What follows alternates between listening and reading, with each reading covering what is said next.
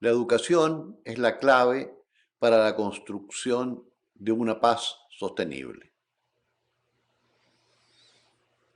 Las metas de la Agenda 2030 adquieren la mayor significación en el contexto de la pandemia del COVID y sus implicancias en el futuro inmediato y en el contexto de la nueva guerra en Europa. Poder cumplir las metas de la Agenda 2030 conllevará un gran esfuerzo intelectual para encontrar respuestas a los nuevos desafíos, demanda establecer nuevos paradigmas para las nuevas relaciones entre la humanidad con el planeta, entre los seres humanos y entre los estados que conforman el sistema internacional. El contexto internacional muestra cambios significativos. Concluye un orden internacional de más de 75 años. Crecen la desconfianza y las amenazas globales. Aún no termina de emerger un nuevo sistema. Las relaciones de poder no terminan de concretarse, de decantarse. Lo que hoy percibimos es una gran desinstitucionalización. En el mundo se expresa un ascenso de diversas conflictividades, crisis y situaciones donde el uso de la fuerza está presente. La guerra, la guerra en Europa, es parte del panorama. Más aún, el peligro de la guerra nuclear es parte de la agenda. Más aún, errores de cálculo o accidentes pueden producir un desastre atómico, como lo señaló el secretario general de Naciones Unidas, Antonio Guterres.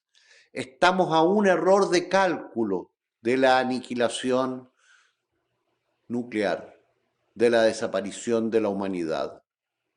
Ningún Estado, por poderoso que sea, puede resolver por sí solo los grandes desafíos de la humanidad. Hoy, la pandemia del COVID y sus consecuencias. Hoy y mañana, el cambio climático. Hoy, y quizás por un periodo largo, la guerra en Europa y las consecuencias sobre la recesión mundial que acompaña tanto a la pandemia como a la guerra y los graves impactos sociales como el desempleo, mayor pobreza, incremento de la conflictividad y el incremento de la inflación en todos los países del mundo. Las tensiones geopolíticas, los contenciosos al interior de las naciones aumentarán.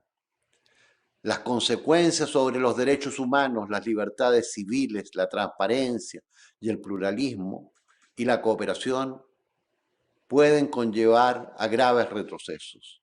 Estamos en una era de la conflictividad, en una era de mayores conflictos en diversas partes del mundo. Y es en esos contextos donde el crimen organizado ocupa esos espacios frente a la legalidad democrática. Este conjunto de situaciones serán cada vez más complejas y requerirán un gran esfuerzo internacional muy amplio de asociación y colaboración solidaria para evitar el hambre, la pobreza extrema, las inequidades y las diferenciaciones que pueden crecer aún más. Las tendencias autoritarias crecen en todas las regiones del mundo. Este conjunto de condiciones dificultará las capacidades para la recuperación global. Se incrementarán las tensiones entre los actores centrales. Los factores nacionales son los determinantes más importantes donde actúan estos factores internacionales, incrementando la violencia, la polarización, las guerras civiles en distintas partes del mundo.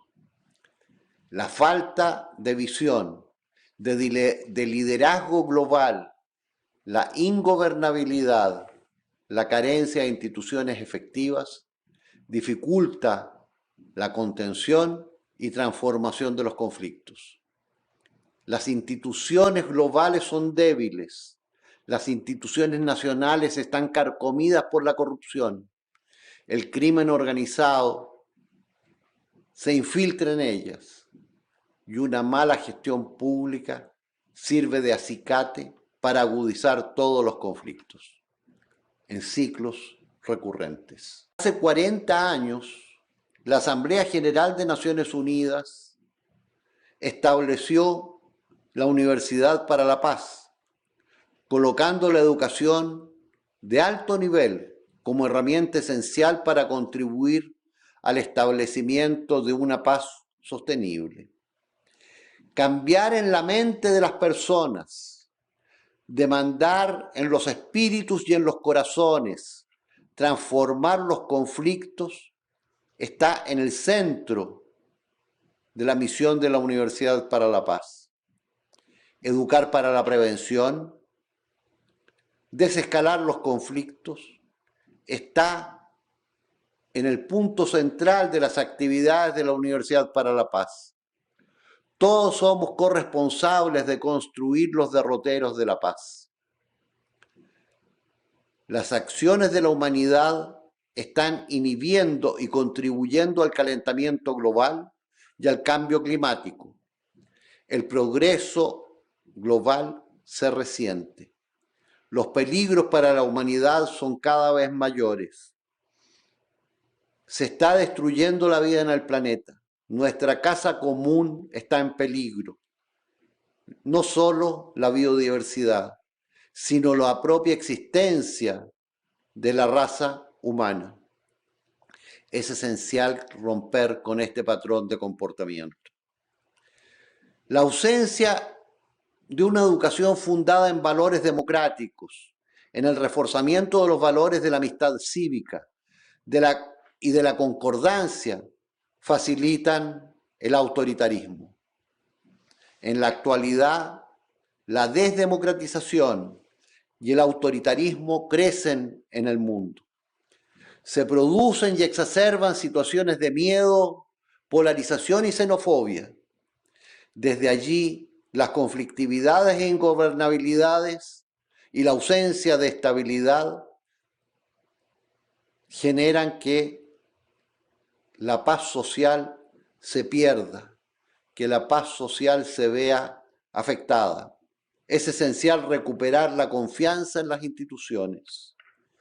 La educación reduce los miedos por medio de la comprensión. El miedo es una de las fuentes principales de los conflictos y de la violencia. El miedo se supera con la comprensión para percibir lo que el miedo oculta. La colaboración y la construcción conjunta superan el miedo, crea confianza, abre oportunidades para empoderar y transformar las sociedades y desde ellas la humanidad. El ejercicio de los derechos de todas las personas requiere del conocimiento sobre esto.